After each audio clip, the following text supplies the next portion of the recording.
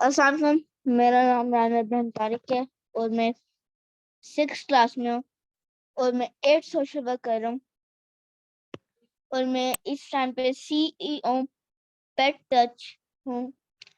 तो पिछली बार हमने rich dad cash flow quadrant जिसके ऑथर रॉबर्ट कियोसाकी हैं, उनकी हम बुक पढ़ रहे थे। हमने पहले हमने 2 पैराग्राफ पढ़े थे, तो आज हम तीसरा भी पढ़ेंगे और हम आगे का भी पढ़ेंगे। पिछले की मैं आपको समरी बता देता हूँ कि अगर आप उसमें बताया था कि अगर आप अलग-अलग क्वाड्रेंट के बारे में जानेंगे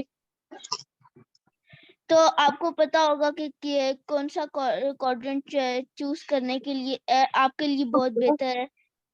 और उन्होंने बताया कि वो जब के थे उनकी वाइफ जो किम थी और वो थे जब होमलेस थे वो, उनके जो रॉबर्ट कियोसाकी के रिच डैड थे उन्होंने उन्हें बताया था कि मेरे लिए जो है पैसे इम्पोर्टेंट है, जो रिच डैड थे। तो उन्होंने ये इसकी पीछे समरी है छोटी सी। उन्होंने काफी अपना मतलब बताया कि वो एक जॉब नहीं करना चाहते थे और क्योंकि वो जो उनके जो रिच डैड ने उन्हें वो दी थी, तालीम दी थी अबाउट क्वाड्रेंट्स और इसके हाउ टू जनरेट मनी। तो आज हम 3rd पैराग्राफ स्टार्ट करते हैं। Different father, different ideas about money. My highly educated dad had a strong belief that the love of money was evil and that excessive profit meant you were greedy.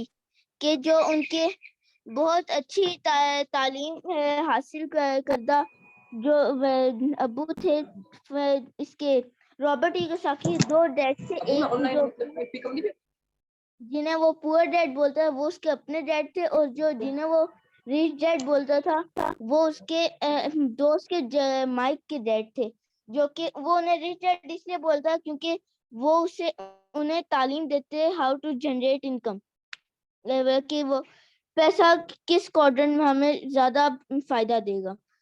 और उन्होंने पूरा life में मतलब पूरा childhood में उन्होंने guide किया entrepreneur work का। ये सब उनके जो रिच डैड है उन्होंने गाइड किया था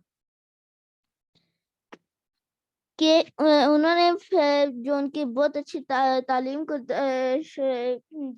जिस अब्बू के पास थी, पुअर डैड, वो एक बिलीव रखते थे कि जो मनी थी वो इवल थी और एक्सेसिव जो बहुत ज्यादा प्रॉफिट था वो आपको लालची बनाते।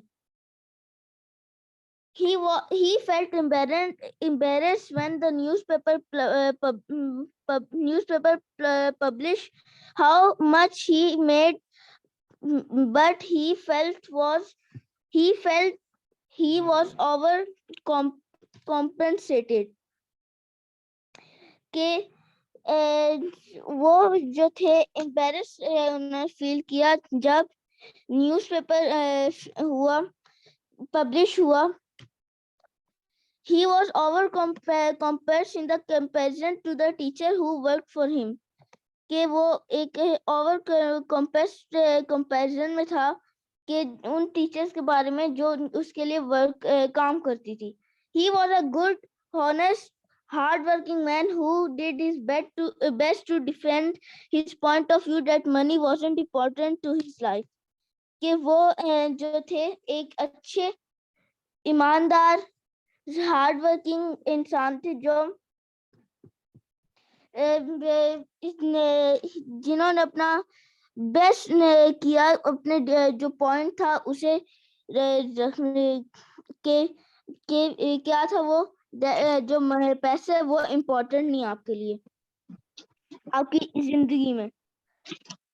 My highly educated dad yet poor dad constantly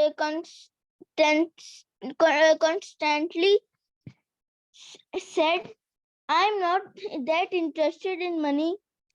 कि वो नेगेटिव थॉट्स कर रहे थे कि वो टारगेट नहीं ले रहे थे वो नेगेटिव ही हर वक्त सोचते रहते थे कि मैं कभी भी रिच नहीं हो पाऊंगा, आई कैंट अफोर्ड इट, मैं अफोर्ड नहीं कर सकता इसमें जो इन्वेस्टिंग है वो बहुत रिस्की है, जो कि ये ई और एस वालों का ई क्वाड्रेंट और एस क्वाड्रेंट वालों का माइंडसेट होता है। क्लाउड मनी रिकॉर्डिंग फुल हो गया। इम्पोर्टेंट, मनी इजंट एवरीथिंग, पैसा हर चीज नहीं है।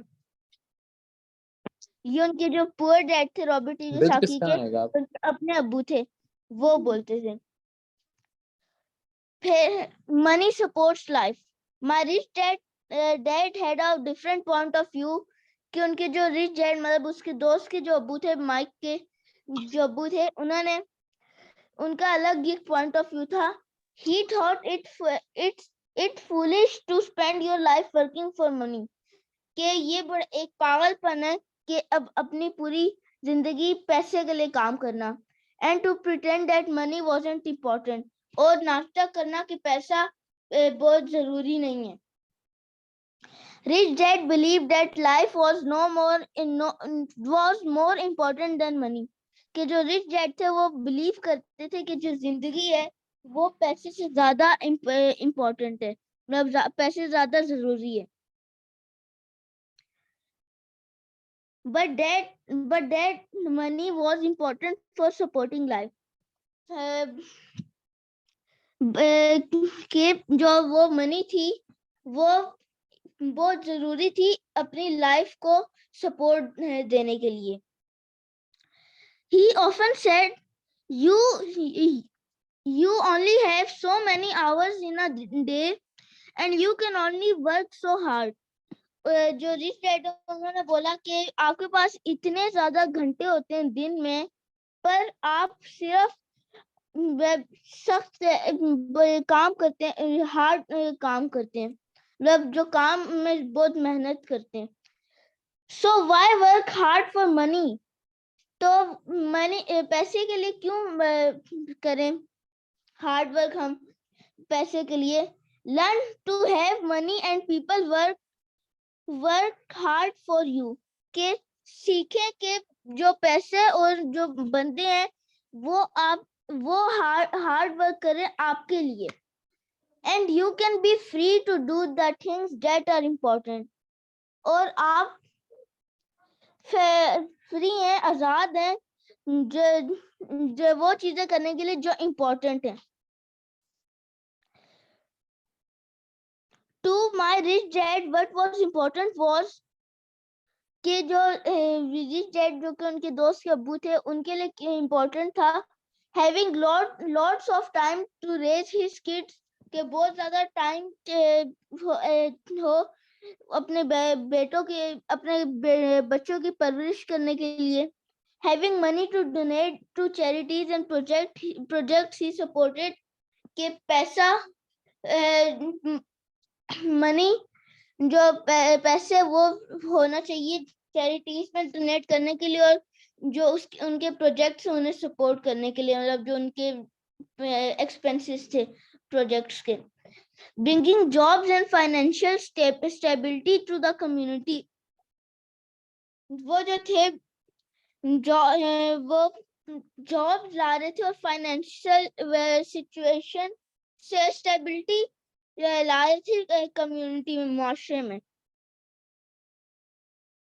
Having time and money to take care of his health, कि उनके पास टाइम था और पैसे थे ताकि वो अपनी सेहत को सही रख सकें। Being able to travel the world with his family, वो काबिल थे इस चीज के कि वो अपना पूरी दुनिया घूमे, कि अपनी फैमिली के साथ। Those things take money, कि ये चीजें वो चीजें पैसे लेती हैं। सेड रिच डैड, कि जो रिच डैड थे उन्होंने बोला, that's why money is important to me, इसीलिए जो मनी है पैसे हैं वो मेरे लिए इम्पोर्टेंट है। Money is important but I don't want to spend my life working for it, जो उन्होंने बोला कि पैसा इम्पोर्टेंट है पर मैं अपनी पूरी जिंदगी उसके लिए वर्क नहीं कर सकता अपनी पूरी जिंदगी। मैं पैसे को या फिर दूसरे लोगों को मेरे लिए काम करवाऊंगा ताकि मुझे उससे ज्यादा प्रॉफिट हो। तो आज के लिए इतनी थी। उम्मीद करता हूँ आपको प्रेजेंटेशन अच्छी लगी होगी। जी इब्राहिम, आपने बहुत अच्छी एक्सप्लेनेशन की है माशाल्लाह। और जो है मैंने काफी दिनों के बाद आपकी प्रेजेंटेशन सुनी है और मुझे उम्मीद है कि आप इसको और ज्यादा इम्प्रूव करेंगे ना। और फिर आखिर में जो आपने बताया कि हमें जिंदगी पैसे के लिए नहीं सर्व करनी चाहिए, आप भी इंशाल्लाह पैसे कमाने के लिए जिंदगी नहीं गुजारेंगे, ऐसे ही है। आप लोगों को ट्रेन करेंगे, आप लोगों को ट्रेन करेंगे ताकि वो जो है आपके लिए पैसा कमाए। चलिए माशाल्लाह, वेरी गुड जी, बहुत अच्छी प्रेजेंटेशन, वेल डन। अच्छा, तो मैं बाकी पार्टिसिपेंट से भी कहूंगा बाकी पेरेंट्स से भी कहूंगा कि वो अपने अपने बच्चों को लाएं आगे, और बुक्स हमारे पास अवेलेबल है, पीडीएफ आपको मिल जाएगी। तो एक पेज पढ़ना होता है, बहुत सिंपल हमने पैटर्न रखा हुआ है। तो एक पेज से पढ़ना होता है, अपने बच्चों को बच्चियों को आप आगे फॉरवर्ड करें, उनको बुक प्रिंट करके दें और वो इसमें इस ट्रेनिंग में शामिल हो एज अ ट्रेनर। तो ये बच्चों के लिए बहुत अच्छी अपॉर्चुनिटी है कि वो इस एक्टिविटी में एज अ ट्रेनर जो है वो शामिल हो सकते हैं। Thank you much. अब्दुल्ला भाई कंटिन्यू करें। ये बहुत बहुत शुक्रिया।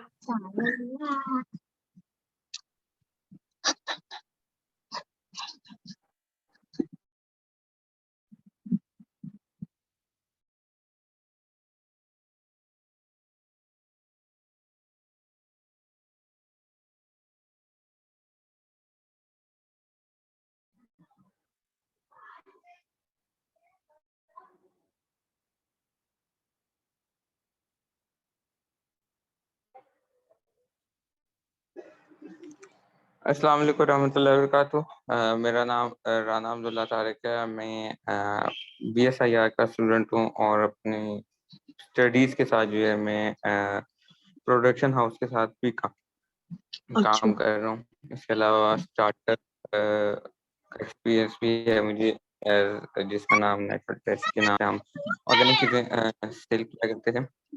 तो उसके अलावा जो है मैं मोर देन 7 सोशल वर्क कर रहा हूँ। आप सबको मेरी आवाज आ रही है?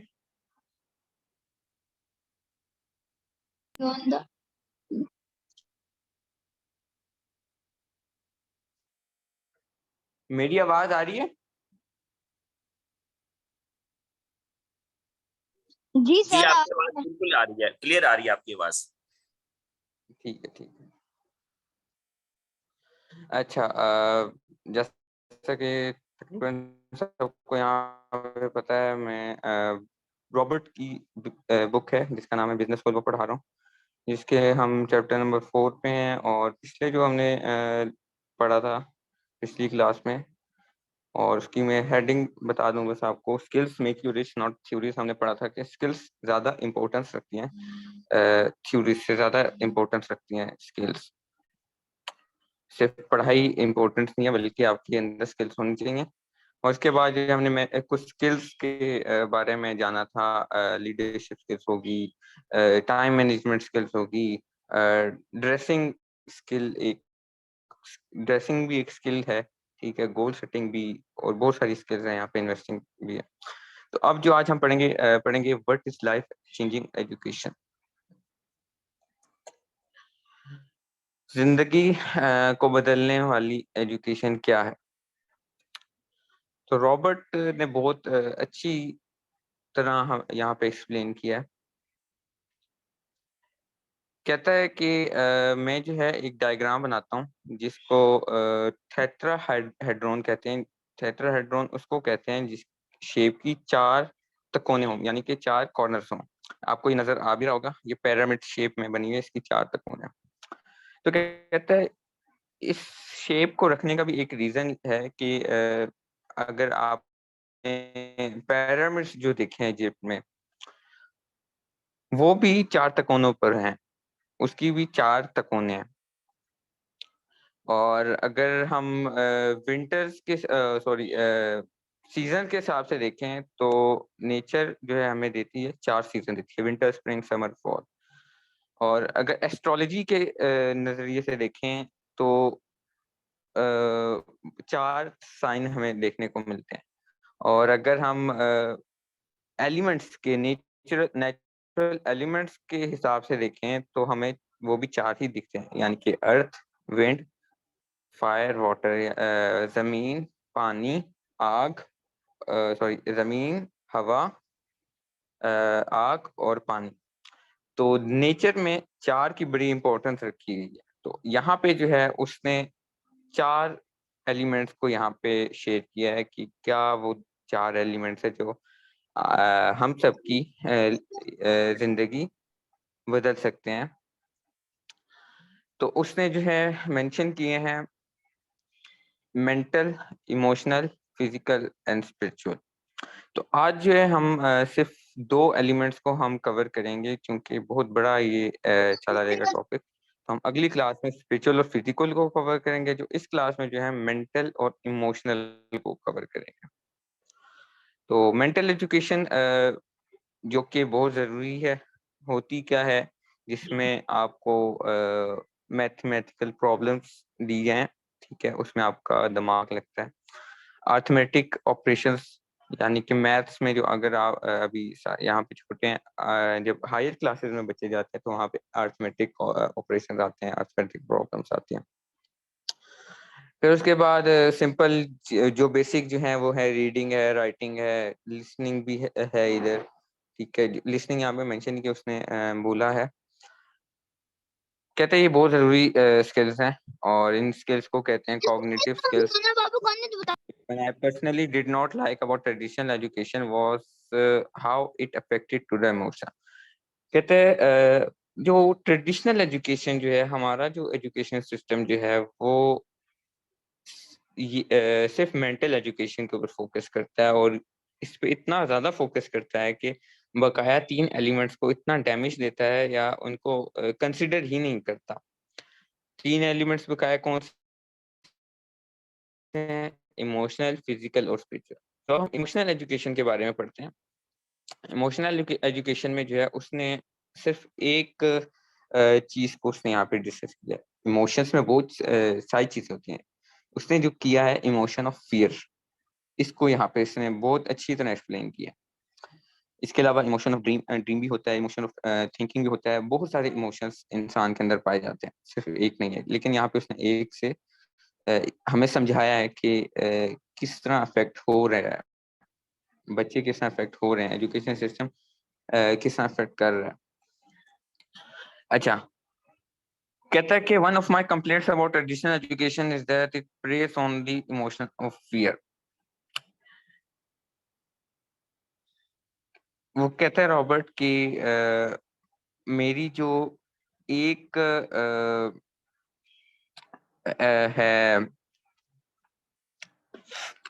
मैं समझता हूँ कि इमोशन ऑफ फियर जो है बहुत ज्यादा प्रमोट किया जा रहा है इस ट्रेडिशनल एजुकेशन सिस्टम में। इमोशन ऑफ फियर क्या है? Fear of making mistakes.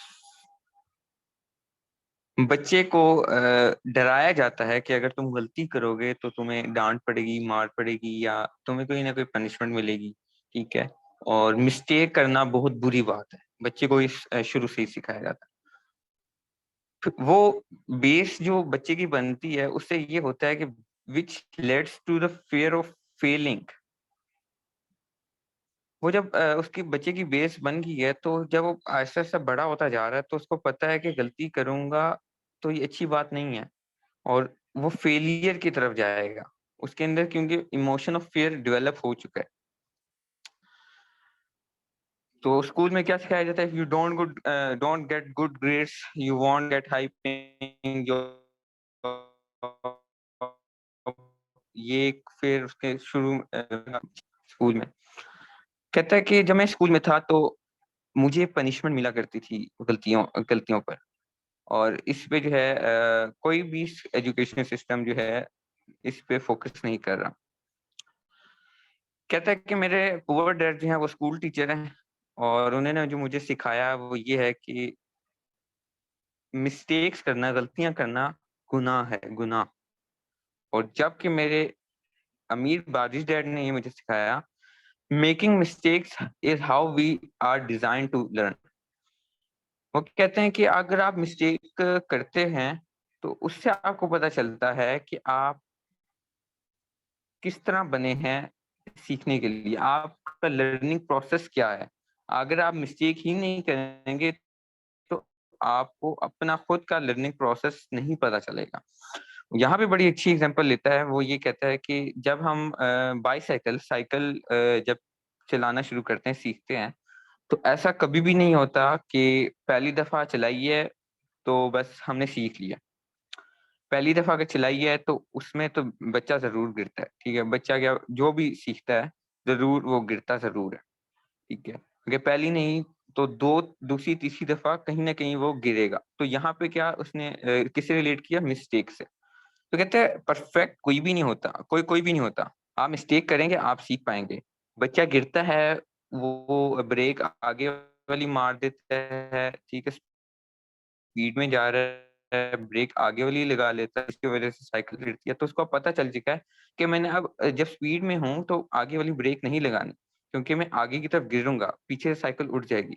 तो अब वो अगली बार जो है वो पिछली वाली ब्रेक लगाएगा, ठीक है। तो इससे उसको पता चला कि उसने जो मिस्टेक की थी उसको उसने ओवरकम कर लिया, ठीक है। फिर कहता है कि explaining further he said the reason so many lie after making a mistake। हाँ, यहाँ पे ये भी अब हमारा क्योंकि ट्रेडिशनल एजुकेशन सिस्टम में हमें ये बताया गया है कि गलती करना तो गुनाह है। तो अब लोगों में एक और फियर डेवलप हो गया कि अगर कोई इंसान गलती करता है तो उसके ऊपर वो झूठ बोलेगा कि मैंने ये गलती नहीं की, जिसकी वजह से और प्रॉब्लम्स क्रिएट होती हैं और उसके अंदर फियर ऑफ इमोशन बढ़ता है। Making mistakes, admitting it without blaming your mistake on someone else or justifying or making excuses how we learn। कहता है कि अगर आपने गलती की है आप उसको माने, आप किसी के ऊपर आप इल्जाम ना लगाएं कि इसने गलती किया। अगर आप मानेंगे तो आप ही सीखेंगे, ठीक है। Making a mistake and not it in the world of traditional business the same attitude toward mistake prevails। In the world of business if you make mistake you are often fired or punished। कहते हैं traditional जो business है, हमारा traditional कारोबार है, एक मिसाल लेते हैं कि परचून की दुकान है, वहां पे एक सेल्फ एम्प्लॉय और उसने एक अपना एम्प्लॉय रखा हुआ है। तो एम्प्लॉय गलती करता है, कोई अपना तेल का खाना था उधर, वहां उसने आटे की बोरी रख दी है। तो सेल्फ एम्प्लॉय जो है उसको गलती करने पे डांटेगा, ठीक है। अब उसके अंदर फेयर ऑफ इमोशन है, ठीक है, और वो फेलियर की तरफ बढ़ेगा। तो हमें ये सीखना चाहिए कि मिस्टेक करने से आपका fear of emotion of fear जो है वो बढ़ता है, ठीक है। आप सीख नहीं पाते और आप फेलियर की तरफ ज्यादा खींचते चले जाते हैं। कहता है कि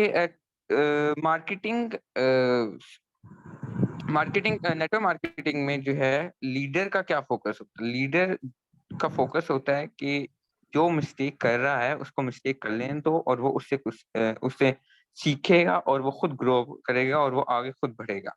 वो ये नहीं करता कि उसको फायर कर देगा कि तुम अच्छा काम नहीं करता तो तुम जो है निकल जाओ।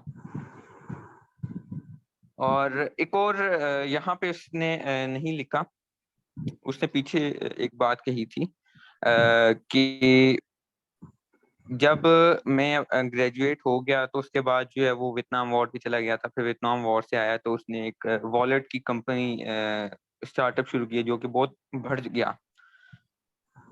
तो वो आप सबको पता होगा, रॉबर्ट जब बचपन से अपने डैड के साथ जो है ऐसी बातें बहुत किया करता था कि मैं पैसे किस तरह बनाऊं, मुझे स्कूल में ये सिखाते हैं लेकिन मैं तो पैसे कमाना चाहता हूँ। उसके फादर इतने अमीर थे कि उसको जो है अपनी कंपनी में भी एम्प्लॉयमेंट दे सकते थे, लेकिन उन्होंने नहीं दी। उन्होंने कहा कि ये बच्चा खुद स्ट्रगल करेगा, ये मिस्टेक करेगा, मिस्टेक से सीखेगा और आगे खुद जाएगा। तो उन्होंने ये प्रोसेस वहां पे डाला रॉबर्ट पे और रॉबर्ट जो है आगे सक्सीड करता चला गया। और इसी तरह मैं अपनी एक एग्जांपल लेता हूँ। हमारे एक टीचर हैं, ठीक है, हर टीचर जो है वो ट्रेडिशनल एजुकेशन सिस्टम के साथ नहीं चल रहा होता। कुछ टीचर जो हैं वो समझते हैं, उन्होंने भी ये ऐसी बुक्स पढ़ी भी होती हैं, रॉबर्ट को पढ़ा होता है और बहुत सारे ट्रेनर हैं उनको सुना हुआ होता है। तो हमारे एक टीचर हैं, उन्होंने जो है हमें 20 एमसीक्यूज दिए, ठीक है, और उन्होंने कहा कि आपने इस 20 एमसीक्यूज में जो है 5 गलतियां, और जिस बच्चे ने 5 गलतियां की तो उसके नंबर मैं खुद काटूंगा। तो उधर से जो है हमारा एक अंदर का जो डर जो होता है, फियर ऑफ इमोशन, मेरे अंदर तो इतना नहीं है, लेकिन बच्चों में जो मैंने फील किया, दूसरे बच्चों में उनका डर थोड़ा खत्म हुआ। उनकी चेहरे पे जो थी वो मुस्कुराहट थी कि गलतियां गलतियां करने पे कौन मार्क्स देता है। तो उन्होंने हमें कहा कि गलतियां करोगे तो आपको मार्क्स मिलेंगे, अगर गलती नहीं करते तो आपको मार्क्स नहीं मिलेंगे। तो अब सबसे पहले जो है फेयर ऑफ इमोशन पे शुरू से बेस से काम करना चाहिए कि बच्चे के अंदर फेयर ऑफ इमोशन ना हो, making mistakes.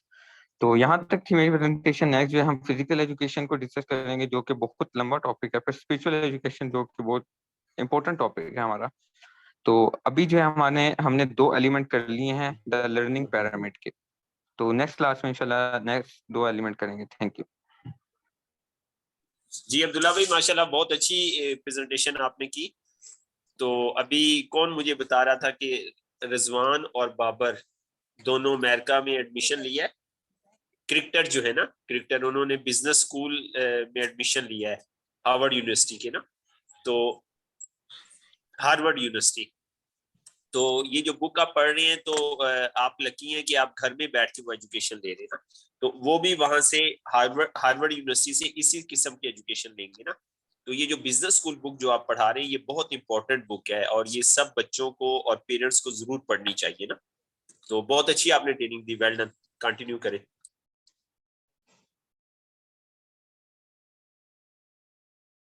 Ji thank you so much. जो नेक्स्ट जो प्रेजेंटर है वो हमें माइक ऑन करके बता दें कि वो प्रेजेंट करने जा रहे हैं, या आप मैसेज भी कर सकते हैं। Thanks. जी मैं करूँगा नेक्स्ट प्रेजेंटेशन। जी जी अब्दुल रहमान। अस्सलाम वालेकुम वरहमतुल्लाहि वबरकातुहू। मेरा नाम राना अब्दुल रहमान है और मैं जो है मोर देन 5 सोशल वर्क कर रहा हूँ।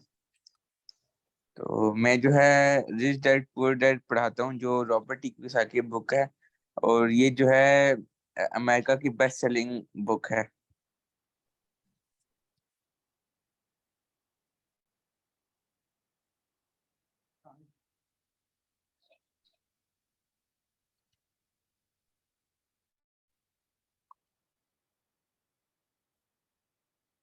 जी स्क्रीन नजर आ रही? अच्छा, ये हमने लास्ट टाइम पढ़ा था कि रॉबर्ट और माइक ने एक जॉब शुरू की होती है, जो हर सैटरडे को उनकी जॉब होती है। उन्हें जो है एक उसमें स्टोर में किराने की दुकान में उन्हें काम करना होता है, और उनको पर आवर जो है 10 सेंट्स मिलते हैं, और उन्होंने हर सैटरडे को 3 घंटे काम करना होता है, और उनको जो है हर हफ्ते 30 सेंट्स मिलते हैं। तो ये उस जमाने के 1950s की बात है, 1960s की। तो उस टाइम पे जो है 10 सेंट्स जो है इतनी कोई ज़्यादा, मतलब इतनी कोई ज़्यादा उसकी वैल्यू नहीं थी। उस टाइम पे रॉबर्ट बताता है कि उस टाइम पे जो है मैं जो मुझे 30 सेंट्स मिलते थे, तो उस टाइम पे जो है 10 सेंट्स की जो है कॉमिक बुक आती थी, तो मैं जितने भी मेरे पैसे होते थे, तो मैं उससे जो है कॉमिक बुक खरीद लेता था। फिर जो है वो आहिस्ता-आहिस्ता काम कर कर के थक जाता है रॉबर्ट। फिर जो है वो गिला करता है माइक से स्कूल में कि मैं जो है अब थक गया हूँ ये काम करके, और मुझे जो है बिल्कुल भी अच्छा नहीं लगता कि मैं जो है सिर्फ 10 सेंट्स के लिए इतनी मेहनत करता हूँ और मुझे उसका पूरा सिला नहीं मिलता। फिर जो है जो माइक है वो जो है इस रॉबर्ट की बात सुन के जो है बहुत जो है वो मतलब थोड़ा-सा हँसता है, जिसकी वजह से जो है रॉबर्ट को बड़ा गुस्सा आता है। फिर रॉबर्ट उससे पूछता है कि तुम इस बात पे क्यों हँस रहे हो? मैंने तुम्हें सही बात बताई है कि मैं जो है 10 सेंट्स के लिए अपना जो है 1 घंटा ज़ाया नहीं कर सकता। तो मैं चाहता हूँ कि फिर आगे हम देखते हैं। तो आगे क्या होता है कि माइक जो है रॉबर्ट को बताता है कि मेरे अब्बू ने ये बताया था कि मुझे ये बताया था कि जब रॉबर्ट तुमसे जब भी ये बात कहे तो तुमने जो है मुझसे मिलवाना है। तो फिर जो है माइक जो है रॉबर्ट को कहता है कि मेरे जो अब्बू हैं वो तुम्हारे अब्बू से बहुत डिफरेंट है। वो जो है कम बोलते हैं बहुत, और जो है कुछ कुछ लफ्ज जब भी बोलते हैं तो कुछ लफ्ज बोलते हैं। उसने यहाँ पे फ्यू वर्ड्स का इस्तेमाल किया, यानी कुछ लफ्ज बस वो बोलते हैं जब बोलते हैं। तो अ, फिर जो है उनका टाइम सेट होता है सुबह 8 बजे का, और माइक जो रॉबर्ट को कहता है कि तुम सैटरडे को सुबह 8 बजे मेरे घर आ जाना, waiting in line on Saturday. अच्छा, फिर जो है रॉबर्ट जो है तैयार होता है, और फिर जब वो माइक के घर पहुंचता है, यानी रिच डैड के घर पहुंचता है, क्योंकि जो रिच डैड है उसका जो बेटा माइक है, माइक जो है रॉबर्ट का अबू है। सॉरी, माइक जो है रॉबर्ट का बहुत अच्छा दोस्त है। तो अ, फिर क्या होता है कि जब वो पहुंचता है तो उसके घर, तो वो जो है थोड़ा सा इसको डिस्क्राइब करता है, और वो कहता है कि रॉबर्ट की जो है अपने जो उसके अब्बू होते हैं जिसको वो पुअर डैड बुलाता है, तो वो उनसे पहले डिस्कस करके जाता है कि मैं जो है 10 सेंट्स कमा रहा हूँ पर आवर। तो जो रॉबर्ट के जो अब्बू हैं वो कहते हैं कि ये बिल्कुल भी ठीक नहीं है। जो माइक के जो अब्बू हैं, जो रिच डैड है जिनके अंडर वो काम कर रहा होता है रॉबर्ट, तो वो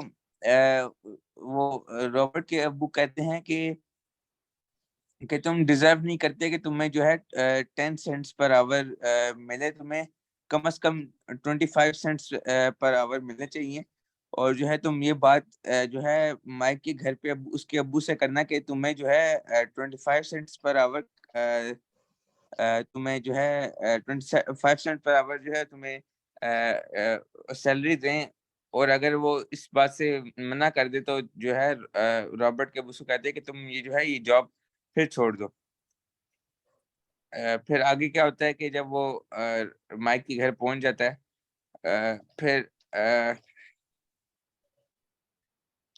फिर जो है माइक उससे मिलता है रॉबर्ट से, और फिर जो है वो वेटिंग लाइन में वेट करना शुरू करता है। वो माइक के साथ बिल्कुल बैठता है, और रॉबर्ट के अब्बू का इंतजार कर रहा होता है, क्योंकि रॉबर्ट के जो अब्बू होते हैं, जो माइक के जो अब्बू होते हैं वो बिजी होते हैं बहुत ज़्यादा, और वो अपने ऑफिस में होते हैं। फिर यहीं पे जो है वो आज जो पेज है वो खत्म हो जाता है। तो हम आगे देखेंगे कि क्या रॉबर्ट को सैलरी इसकी बढ़ी कि नहीं, और क्या आगे हुआ। तो आगे हम अगली क्लास में इसको देखेंगे, डिस्कस करेंगे।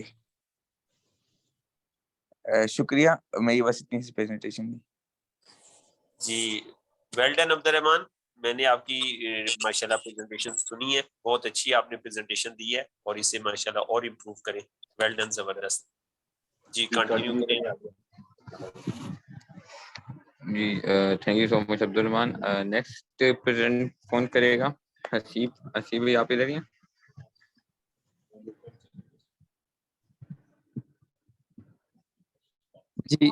जी मैं प्रेजेंट करूंगा।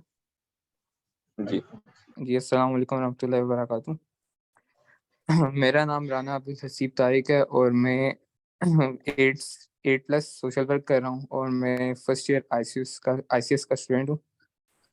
तो इस सेशन में जो है मैं बिजनेस ऑफ 21st सेंचुरी पढ़ा रहा हूँ, जो कि रॉबर्ट कियोसाकी ने लिखी है। तो पिछला जो हमारा सेशन था उसमें हमने चैप्टर नंबर 6 स्टार्ट किया था, जिसकी हेडिंग है it's time to take control, कि अब कंट्रोल हासिल करने का वक्त आ गया है। तो आज का जो हमारा टॉपिक है वो है hard work will not make you rich, कि सख्त मेहनत आपको अमीर नहीं बनाएगी। तो रॉबर्ट जो है कह रहे हैं कि हमारे माशरे में एक अजीबो गरीब सोच पाई जाती है, कि अगर आप जो है सख्त मेहनत करेंगे तो आप जो है कामयाब हो सकते हैं, यानी आप कामयाब हो जाएंगे। तो रॉबर्ट कह रहे हैं कि क्या ये कचरे के ढेर जैसी बात है, what a pile of balloon, यानी वो तशबीह दे रहा है कि कितनी फजूल और बेकार बात है ये। और इससे भी ज़्यादा जो अफसोसनाक बात है वो ये है कि बहुत सारे लोगों को ब्रेन वॉश किया जाता है कि वो इस पर यकीन करें, यानी उनको ज़हनी तौर पर कायल किया जाता है कि वो इस बात पर यकीन करें, और वो यकीन करते भी हैं। इसके बावजूद इसके कि हम जो है इस चीज़ के एविडेंस यानी सबूतों से घिरे हुए हैं, हमारे इर्द-गिर्द बहुत सारे ऐसे सबूत मौजूद हैं। तो अब रॉबर्ट सवाल कर रहा है कि कौन से क्या सबूत, कैसे सबूत? तो आगे वो जवाब दे रहा है कि आप जो है अपने इर्द-गिर्द लोगों को अपने इर्द-गिर्द देखें, और क्या आप किसी ऐसे बंदे को जानते हैं जो जिसने अपनी सारी ज़िंदगी सख्त मेहनत की, और लेकिन फिर भी सख्त मेहनत करने के बावजूद भी वो सब्सिस्टेंस लेवल पर ही रहा। सब्सिस्टेंस लेवल होता है कि जिसमें जो है आपका सिर्फ आपकी बेसिक नीड्स पूरी हो रही हैं, यानी आपकी जो बुनियादी ज़रूरियात हैं वो पूरी हो रही हों। इसको आसान लफ्ज़ों में हम यूँ कह सकते हैं कि आपका जो है सिर्फ दाना पानी चल रहा हो। तो तो रॉबर्ट कह रहे हैं कि यकीनन आप जानते होंगे, और हम सब ऐसे लोगों को जानते हैं, क्योंकि ये दुनिया जो है ऐसे लोगों से भरी पड़ी है जो कि जो अपनी सारी ज़िंदगी मेहनत करते हैं, और एंड में जो है नाकामी का उनको सामना करना पड़ता है। तो रॉबर्ट कह रहे हैं कि इसका जो सबसे वर्स्ट पार्ट है वो ये है कि ये जो लोग होते हैं, ये आखिर में इस नतीजे पर पहुंचते हैं कि ये जो है सारी इनकी अपनी गलती थी, और ये जो है इनकी अपनी ज़ाती नाकामी थी, ज़ाती शिकस्त थी। तो रॉबर्ट आगे कह रहे हैं कि उन्होंने उन्होंने उन्होंने सारी चीज़ें ठीक की थी? अगर उन्हें सब चीज़ें, सब काम ठीक किए थे, लेकिन फिर भी ये but still it didn't work, लेकिन फिर भी वो कामयाब ना हो सके। तो आगे वो कह रहा है कि शायद उन्होंने जो है जितनी मेहनत करनी चाहिए थी उतनी मेहनत नहीं की, या फिर वो उनकी किस्मत अच्छी नहीं थी, या फिर जो है कामयाबी जो है वो उनके लिए बनी ही नहीं है।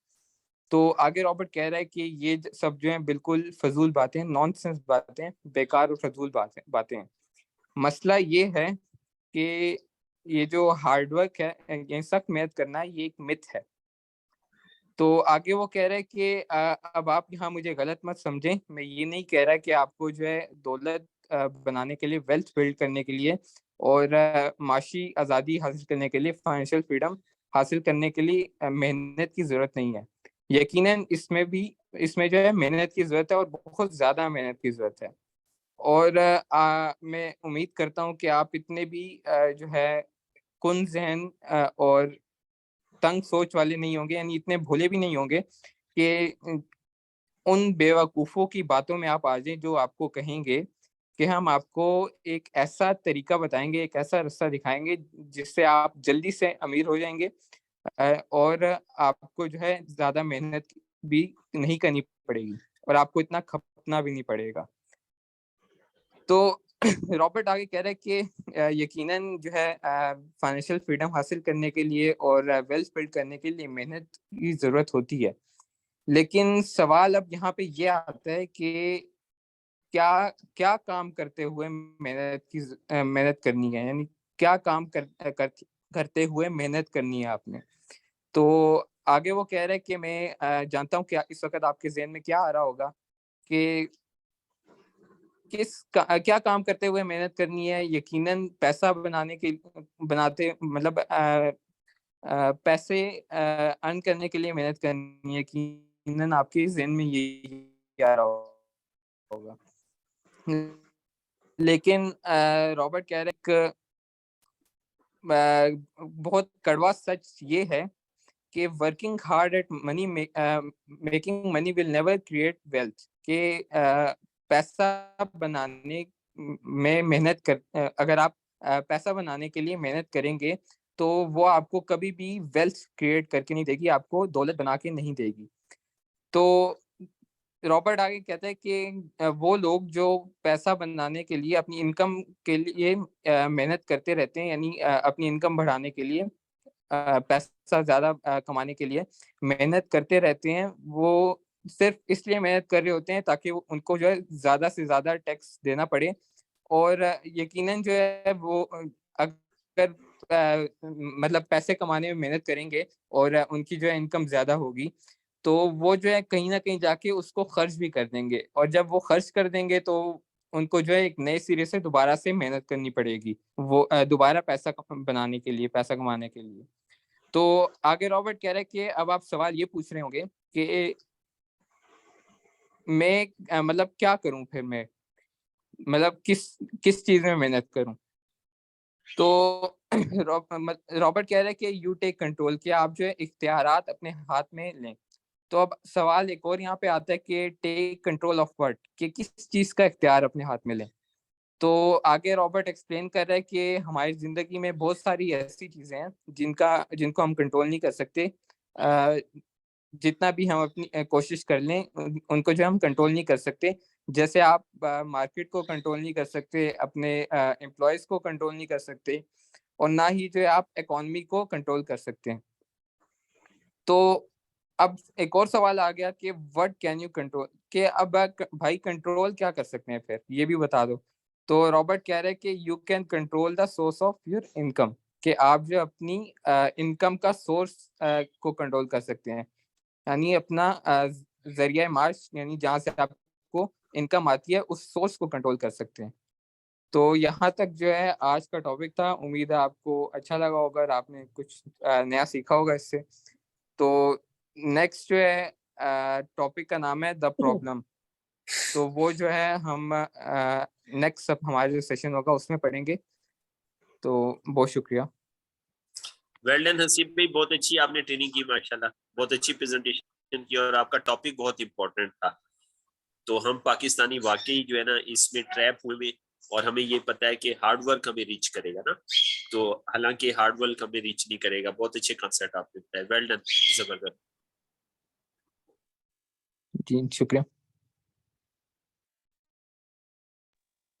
जी thank you so much Haseeb. मैं अपने पार्टिसिपेंट्स को बता दूं, जो हसीब भाई बुक पढ़ा रहे हैं जिसका नाम बिजनेस ऑफ 21st सेंचुरी है, वो हमारे एक टीम मेंबर जो हैं आबिद रऊफ साहब रिफा यूनिवर्सिटी में होते हैं। उन्होंने फी सबीलिल्लाह जो है इसको उर्दू में भी ट्रांसलेट किया गया, और इसी के साथ जो है उस उर्दू में जो है ऑडियो रिकॉर्डिंग भी उन्होंने की है।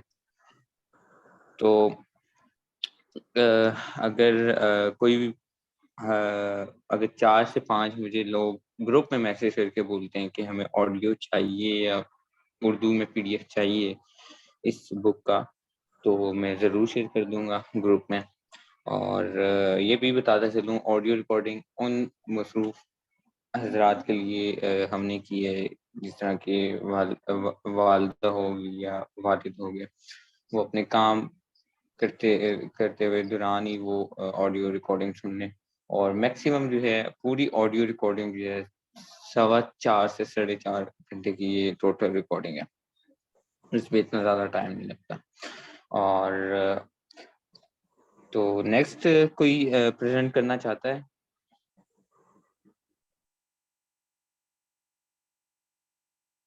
हमारे कोई नेक्स्ट प्रेजेंटर हो, किसी ने क्वेश्चन पूछना हो या कोई फीडबैक देना होगा, तो कोई हमारे नॉलेज में एडिशन करनी हो तो वेलकम।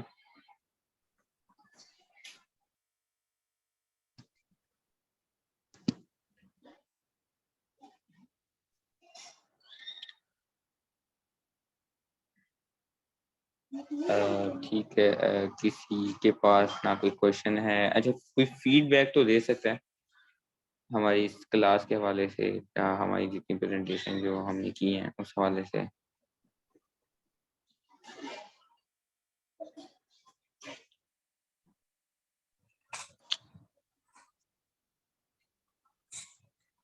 औरंगजेब भाई फीडबैक देना चाहते हैं, मेरे ख्याल उनके शायद माइक में प्रॉब्लम है।